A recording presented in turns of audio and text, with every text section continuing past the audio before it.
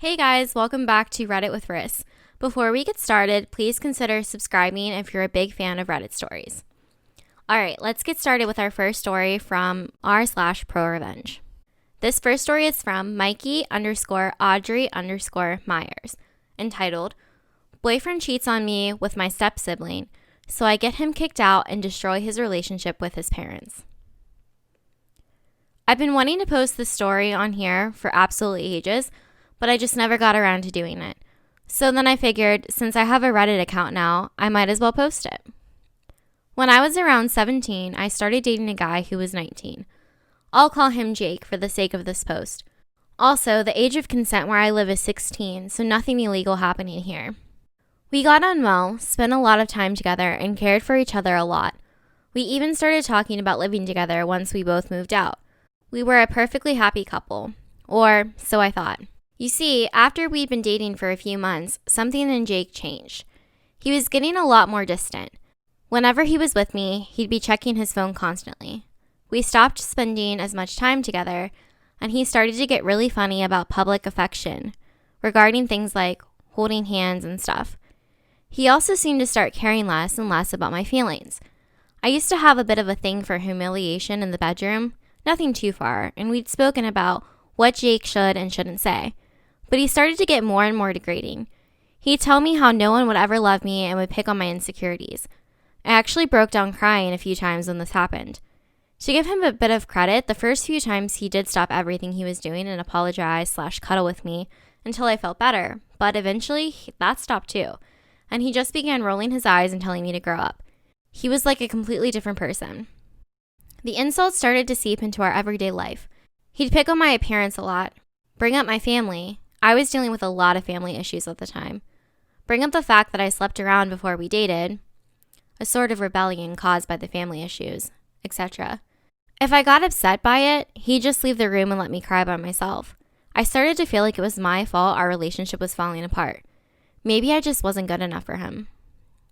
I knew deep down that he was cheating on me, and that was confirmed when I got a message from a guy, David, on Facebook telling me that he'd been sleeping with Jake. He apologized profusely and told me that he broke things off with Jake as soon as he found out he had a boyfriend. I couldn't be mad at David. It wasn't his fault. We spoke for hours and I reassured David that it wasn't his fault and that he'd done nothing wrong. David also helped me to stop making excuses for Jake's attitude and the way he'd been acting. He was a godsend. The thing that truly broke me happened not too long after the cheating was discovered. We'd been arguing a hell of a lot more. Then he decided to do something absolutely unforgivable. You see, I had a strained relationship with my father for years. He cheated on my mother constantly, and eventually he settled down and had kids with a girl he had been seeing behind her back. He did try to have some sort of relationship with me until I was about 13, 14-ish. And then decided he didn't love me as much as his other kids, and we stopped any and all contact. It broke me and still hurts to think about it to this day. Anyway, Jake went out of his way to find one of my step-siblings online and slept with them. He bragged about it the next day, and my step-sibling actually posted online about what had happened, and I received a bunch of messages from their friends telling me how I had deserved it. This was probably the lowest point in my life, and I hated myself, partly for allowing it to happen, and partly because I started to believe what they were saying. My only solace during this time was David. I didn't want to burden my friends with my problems, and David was one of the only people who knew firsthand what Jake was like. We spoke for a few weeks, and eventually talk turned to revenge. I had tried calling things off a couple months prior due to Jake's awful behavior, but he started with the apologies and telling me he didn't mean it, he'd never do it again. He even spoke to some of my family members who, unknowingly, pressured me to get back together with him, as we were such a sweet couple. I hadn't wanted to tell them the real reason why we'd broken up, so I kept the details pretty vague, though I'm pretty sure some of them had seen my step-sibling's post and knew why I didn't want to be with him. After weeks of talking and planning, I had finally had enough and decided to do something about it. My father wasn't exactly a rich man, but he worked a pretty well-paying job and earned enough money to live fairly comfortably. He had begun spreading rumors when I was younger, during a custody battle with my mother, that he had set up a trust fund for me and that there was enough money to get me set up in my own place when I was 18, plus a bit extra. I knew that that was absolute bullshit. He tried to get out of paying child support all the time. Of course he'd never set up a trust fund for me. However, Jake didn't. We'd never spoken about it a lot, but he had heard the rumors, and I just always say what I told you folks. My father was an appalling parent who grudged paying my mom child support, so why the hell would he ever set up a trust fund? But Jake wouldn't listen. He even did his own research into the type of job my father worked and came up with an estimate of how much he thought my father was earning. Though, to his credit, he did drop the subject whenever I asked him to, for a while anyways. I decided to use this to my advantage.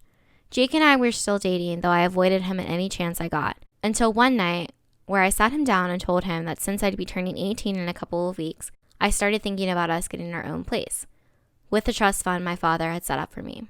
He immediately cheered up at this, and honestly, I think that night was the first time in months he'd said anything nice to me when we weren't in public or with friends and family. This very nearly made me want to call the whole thing off, but I spoke with David later that night, and he reminded me that Jake would go back to his usual degrading attitude in no time. We started looking at flats, though Jake was kind enough to let me have the final say and handle the paperwork. Because how could he possibly go out and cheat on me if he had to sort out the paperwork for a flat? I was a little surprised by this, to be very honest. I'd always thought that he'd want his name on the paperwork and everything so I wouldn't kick him out.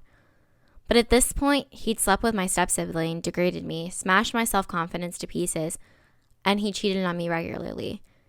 I think by now he thought I wouldn't kick him out no matter what he did. Anyways, I started taking up extra shifts at work to try and save some money to actually move out. Not with Jake, though. Oh no, I was moving in with my friend Emma.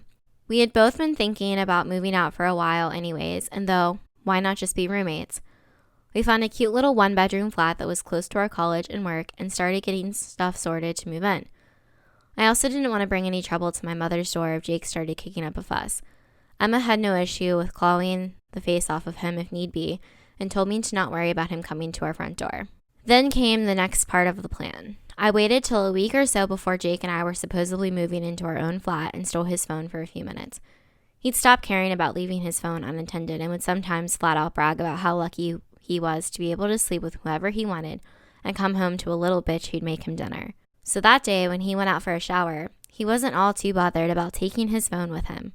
Perfect. I went into his phone, deleted my number from his contacts, and changed the name of his mom's contact as mine. Pleased, I went into the kitchen, smashed one of the plates. It was my mother's, but it was a cheap one from a local shop, and I did replace it as soon as possible. I just needed a reason to get him pissed off. And oh boy, did he get pissed off. His first reaction was to text me, calling me all the disgusting names under the sun. Except it wasn't me he texted, it was his mom. I texted her in advance and told her I'd hope she'd forgive me, but she had to see what her son was really like. She never tried to defend him as much as she hadn't known quite how bad his behavior was. She'd actually called him out a couple times or he'd slip up and had been harsh with me when she was there. She went apeshit. I never found out exactly how their argument went, as she phoned him to scream at him and call him out for his shitty behavior, finally seeing how horrible her son was. It didn't help that she'd been sent screenshots of some of the times where he had admitted to cheating. She was absolutely disgusted by her son's behavior and phoned me to apologize on Jake's behalf. It wasn't her fault, though.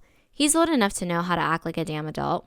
He wound up telling his mom, essentially, that her opinion didn't matter as he'd be moving in with me anyways.